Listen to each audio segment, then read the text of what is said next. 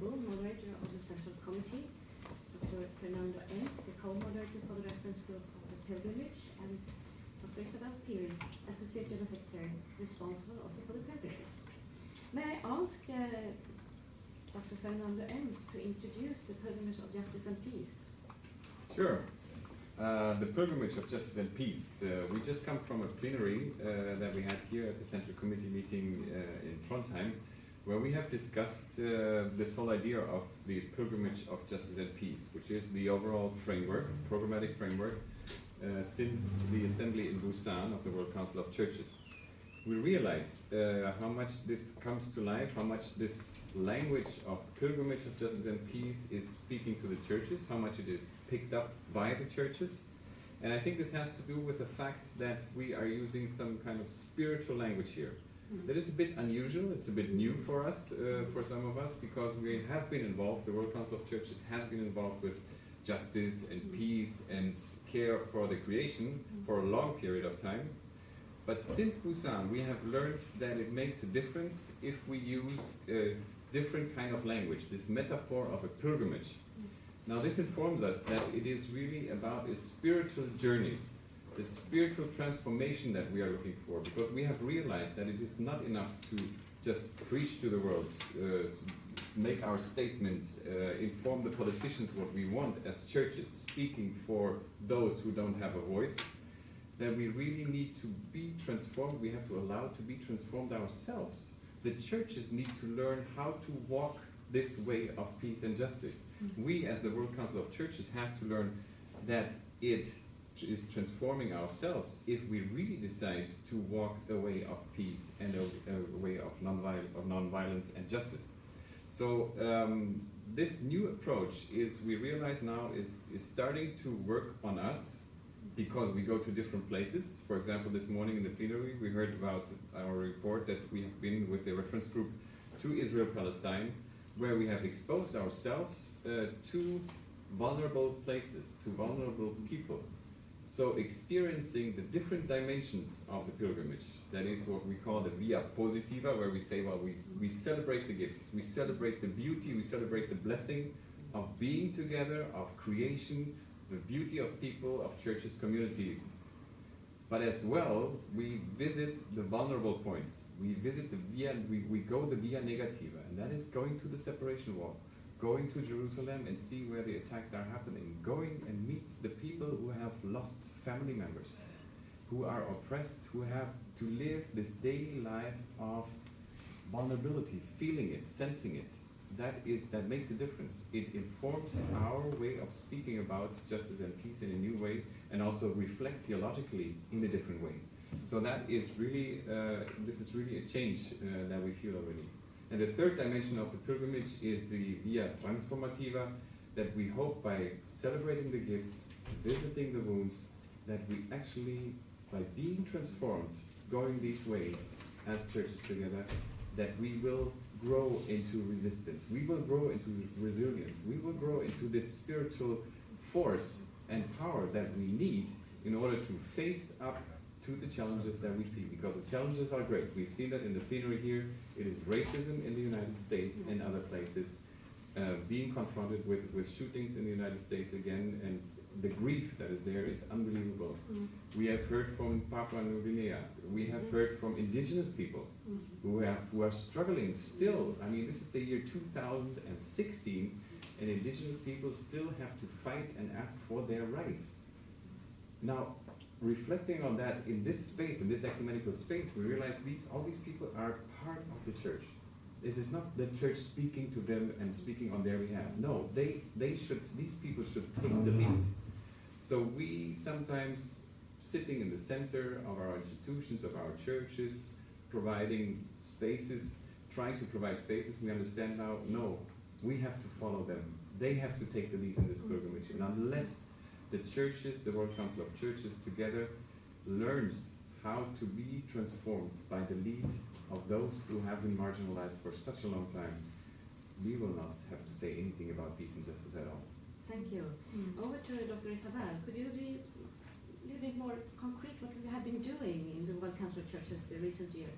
Yeah, there are many activities, that are happening in the spirit of the pilgrimage of justice and peace, because we have agreed that, the pilgrimage of justice and peace becomes the framework in which we do our work. So I'll just give a few examples, that shows what we are doing as, part of the programmatic work of the Council in the area of the pilgrimage of justice and peace. The first one will be the reference group on the pilgrimage of justice and peace itself. We had our meeting in Israel, Palestine, to be in solidarity with those who are struggling for justice in that area. And then it was followed by the climate justice meeting. Climate change, it took place also in Israel, Palestine, to emphasize, the fact that, climate change is a pilgrimage issue that we should all be concerned about.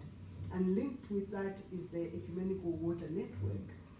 There are activities, the 7 weeks of Lent are connected to the pilgrimage of justice and peace. And again, our focus was on Israel, Palestine. And we have more activities, that we have planned for this year.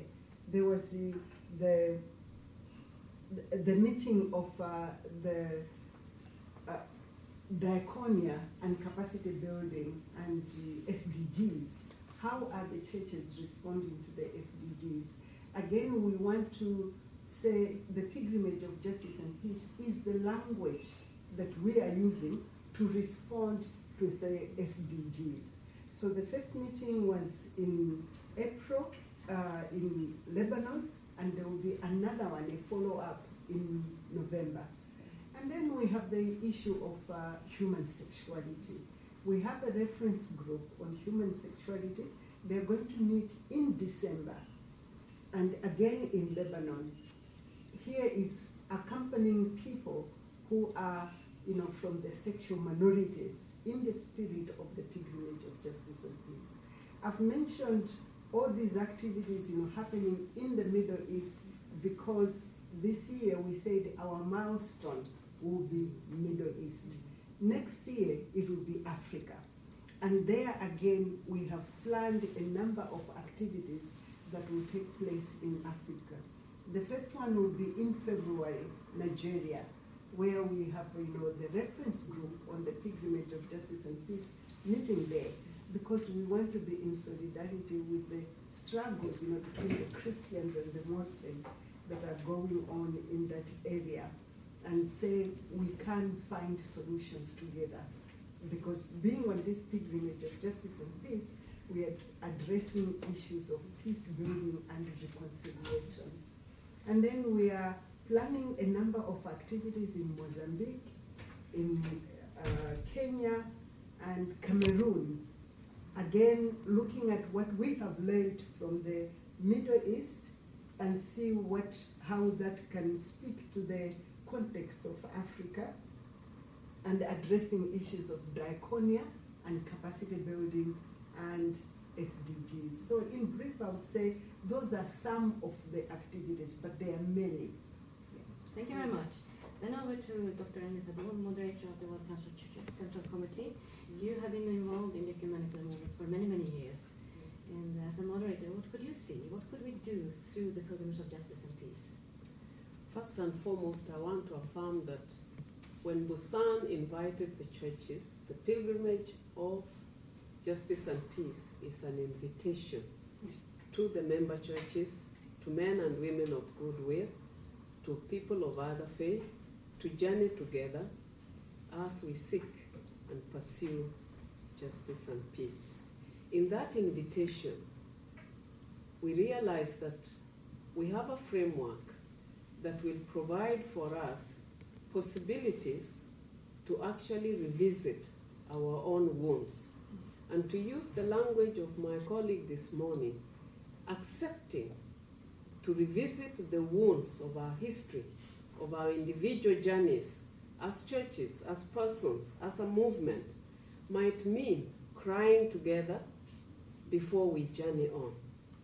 The second thing that I think is important is what also came out of the plenary this morning, and that is opening the fortresses to the marginal people. Pilgrimage is about not only walking as people of one mind, one heart, but being able to open spaces for others to join you, to help carry your bags. And this is what ecumenism is about. Being able to listen and to acknowledge that they come with their own bags, with their own wounds, but my wounds are important, and I need to also listen to their wounds. Yeah. Thirdly, this pilgrimage of justice and peace provides us a chance to say that we are no longer the only privileged instrument in the world, and therefore the interfaith approach in our journey of affirming spiritual resources is so critical as we journey together with other people of faith, so that we overcome the logic of violence, we overcome the logic of war. Fourthly, I think pilgrimage, unlike the previous times, helps us to revisit the culture of non-violence. Non-violence to any form of violence. And I think even as we look at gender justice, racial justice, we are asking ourselves, how does going back to our historical resources help us to say, yes, we've stayed together, we are moving together, but we have resources that we need to bring to the table of other people. And here I want to again say, as an African, the governments and institutions, government-related institutions, are looking unto us to help them deal with the new phenomena, new perspectives of violence, whether it is hate speech, whether it is ethnicity, negative ethnic identities. And finally, for me, the invitation to the pilgrimage of justice and peace was affirming each other's identities, not denying. And I think our brother Ture helped us to restate this in a new way, that we don't have to negate who we are, but we need to affirm our identities as God-given identities. And that is part and parcel of the pilgrimage. Thank you very much. Do you want to add something? Yeah, I just wanted to add one more activity which was really important, just before we came, to the Central Committee. This one was on peace building and reconciliation, and looking at the countries that are going through conflict and those that are in post-conflict, and how they can come together and learn from each other and see how what they have learned can help to build peace and justice. So we had, Colombia, Burundi, DRC, Nigeria, Sudan, South Sudan, and Palestine, all of them coming together and say, the church can find, a common ground for us to respond to issues of conflict in our countries and contribute to reconciliation.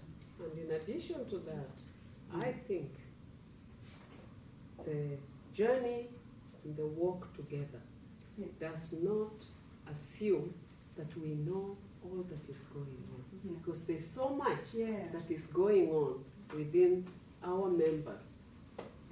But what it does say to us is we will have to find new ways of harvesting the stories of our people, the stories of individuals on the journey, and sharing those stories. I have received a question from a journalist based in Crete at this moment, asking about the interreligious dimension in the pilgrimage. Well, that would be the example of Nigeria. Okay, in Nigeria we have a monitoring center, and this is where the Christians and the Muslims are working together to say, okay, where is the violence and what can we do together to address that violence? So I think that's a very powerful example of how to walk on this pilgrimage of justice and peace with people from other faiths, but who are also interested in establishing peace with justice. Maybe also add that we have also representatives from different religions in the reference group. Exactly. Yes. I mean, the composition of the reference group was from the Yes. beginning. It was very clear that we would have representation from the Muslim community, representation from the Jewish community.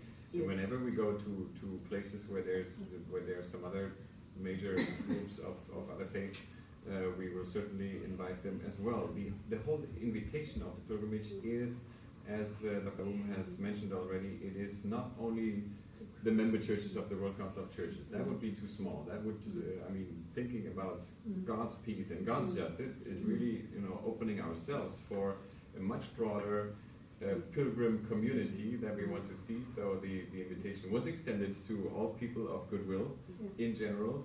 And we realized that in some contexts, like Nigeria, especially in the north of Nigeria, for example, it is that people pick that up, this idea, and say, yeah, this language of spirituality helps faith communities to find a common ground, even if, with all our differences, that we can journey this, we can walk this walk together of peace and justice, and that is really, really encouraging to see that this is happening. Another aspect to it that I would like to add, there is no in certain scriptures of our different religions, there is violence. But we want to say on this journey together, how do we address that, which is actually denying life? And that is why the Bible study this morning was powerful. You could be a living, dead human being, life without life. And so by revisiting our scriptures from different religions, we want to say those aspects that dehumanize, that create violence, that kill, are not really God-given. I have one more question, and I also know that we maybe have also more questions from the floor. That's regarding the theme for 2018. You mentioned 2017, but it's still an open question, and they also refer to the discussion this morning, because we are live streaming, so they're able to follow. And you mentioned also the solidarity visit to the US and the need to follow up on racism in the world. Well, for 2018, it's still under discussion, but at the moment, the direction seems to be Diakonia and SDGs, because Diakonia is the central mission of the church. Okay, it's our, responsibility to provide service to the community with a prophetic voice, with it. And then we are saying, okay, so how do we address our ministry of service in the church, looking at it through the pilgrimage of justice and peace, as well as the SDGs. So we hope that, as we go on discussing, this indeed will be affirmed as the theme for 2018. Thank you. Klaus? Yes, I was wondering a bit about if we may call this a campaign, perhaps. I know it's an invitation. But how would you assess the impact so far of the pilgrimage of justice and peace? Well, connecting it to what Dr. Phiri was just mentioning is to see that, for example, for 2018, now what we receive is invitations from churches in the different regions. And they say, can you please come make 2018 the focus in our region, because we have these topics and these are burning issues, and we really want the World Council of Churches to shed light on what we are doing, what we are experiencing, and help us to deal with that. We want the international ecumenical family to walk with us. That is an indication that churches are beginning clearly to see the potential of this invitation, of this walk. I would hesitate to call it a campaign. That sounds too much to me like an activist approach again. This is not an activist approach. This is, as I said in the beginning, it is much more an invitation, but also a self-reflection, a self-critical self-reflection, and say, what can we really do? What are the actions? What is the diaconial aspect of it all? And we see several churches who have picked it up already. I mean, they are not waiting for Yes. Geneva offices to Yeah. present ideas. Yeah. You know, they just pick it up and say, this is a great idea, Yeah. and they literally walk. I mean, they initiate pilgrims and they go from A to B to C to D. Different people getting together, stopping on the way, reflecting, praying, moving on in a different way. So there was for the Paris COP21 was really a big thing. We have seen in Mozambique cycling 6,000 kilometers. Wow! I mean, this is brilliant. Young people are getting involved. In Canada, we see several churches who are picking it up and doing actual pilgrims with indigenous people, First Nations people, and so on. So it is starting. It takes a while, but I think this meeting in Trondheim, these meetings are really meaningful because we hope that the representatives of the churches will bring this idea back to their churches and feel inspired, like we can pick this up, we can use this. The Right. other thing I've seen is prayers.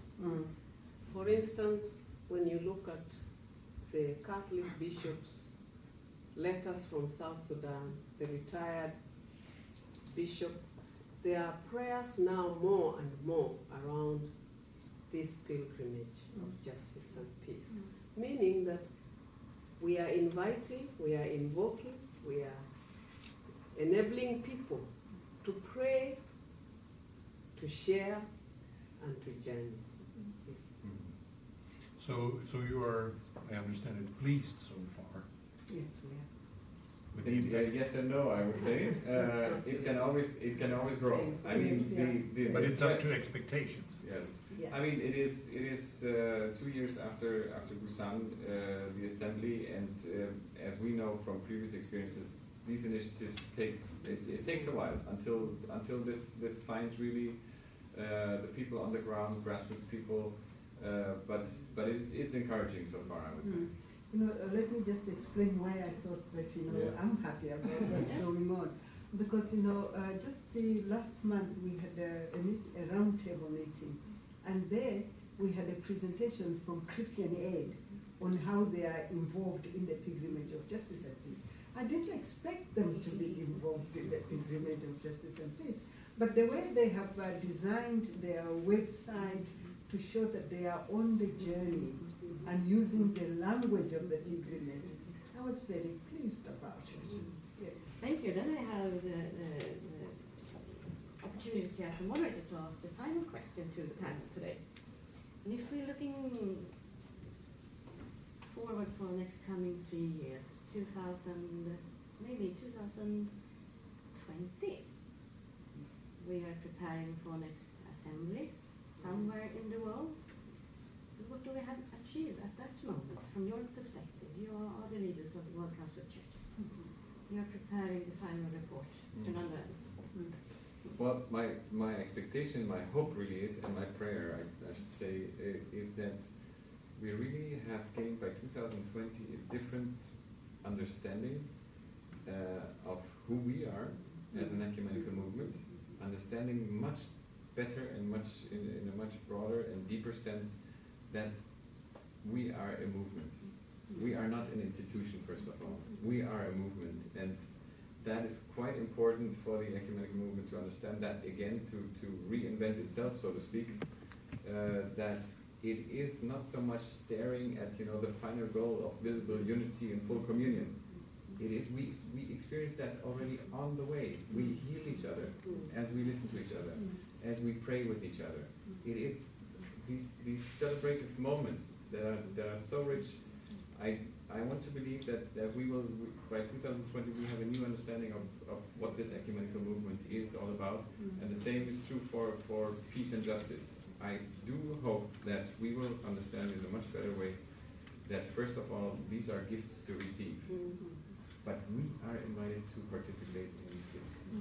We can receive them really and multiply them, and that is very important. It will be a process. It's not so much reaching this goal, that goal, this goal. That is a different kind of approach. We understand now, let us participate, let us walk together. Yeah, I was also thinking in the same line, because when we talk about the pilgrimage, we ask ourselves, where are we going? And the answer for me is, we are going where God is.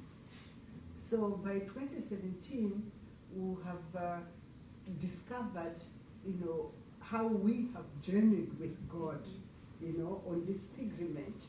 And we have come to a new understanding of who God is and what justice and peace means. So that's what I'm expecting, for us to, to have achieved by 2020. Thank you. And the final word to the moderator. I think by the next assembly, if we can at least have impacted the lives of our churches, our communities, the children who today are children, to see that they are part and parcel of a larger community, that our president called a key, that we all have a role in contributing to the well-being of each other and to the well-being of all life. We may not contribute totally, but if we can see some landmarks, some milestones towards that, then I think we will say this pilgrimage of justice and peace has achieved what it set out to do in Busan. Thank you very much. Thank you, the panel, and thank you, listeners. We'll be back tomorrow at 1:15.